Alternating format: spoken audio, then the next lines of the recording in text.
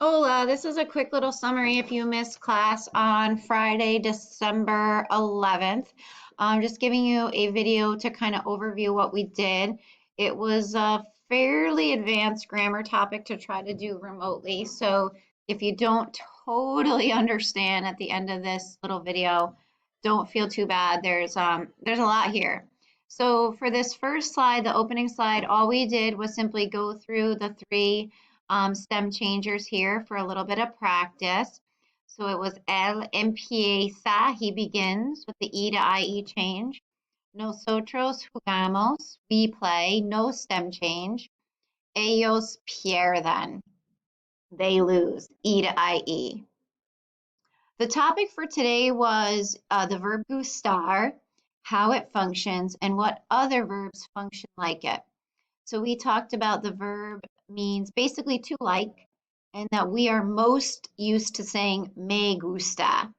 A couple other people were able to come up with te gusta or le gusta. So that was just a little idea of what people know. Then we talked about what it actually means and how to use it. You can think of gustar as meaning to like, but technically it means to be pleasing to.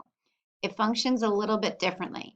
When you say me gusta correr, you're actually saying running is pleasing to me. So you have to use this thing called an indirect object pronoun as well as a form of gustar.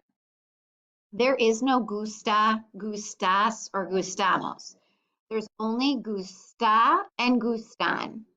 So I wanted students to come up with an example for each. Why you might say me gusta versus me gustan. And here's an idea. If you want to say you like to swim, it's simply me gusta nadar.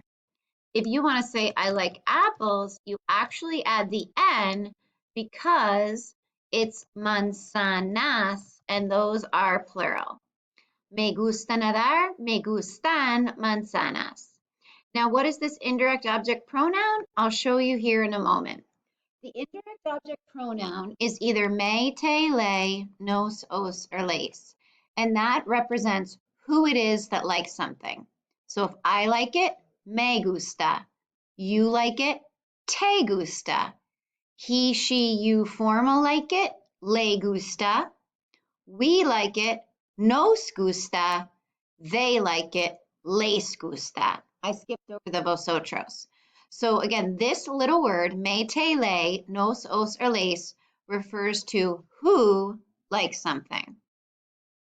I put them in a chart so you can see how they correlate back to the original subject pronouns that you are used to.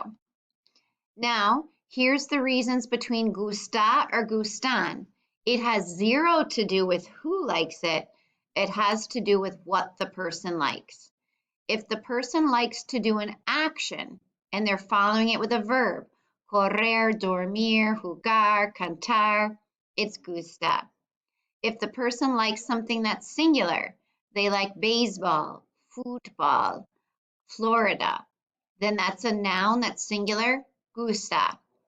If somebody likes something that's plural, manzanas, plátanos, deportes, etc., then you add the N. The numbers are simply for the fact that I wanted students to provide an example of each. This is kind of a master chart for being able to put together gustar.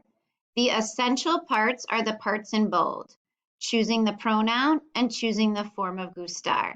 They have nothing to do with each other. If we like something that is singular, like coffee, nos gusta el café. These are little words that you can put up front to clarify the person. For example, if you're using le, you might want to say he, a él le gusta. Those aren't super important, and we didn't spend a lot of time on those. I did ask everybody to write these sentences, showing the chart up here and adding N if plural. So I like soccer, me gusta jugar el fútbol. She likes to be a fielder, le for she, gusta for ser una jardinera. They like sports. Les for they, gustan for deportes. Do you like to win? Te gusta ganar. So again, the me, te, le, nos, os, les has to do with who. Gustar, gustan has to do with what. Then we tried to take two more verbs, interesar and aburrir. Interesar, you can associate with interesante to remember that it means to be interested in. And aburrir, you could associate with aburrido, and that's to be bored by. So we tried to come up with the forms for the two verbs. Interesar would either be interesa or interesan, the singular or the plural.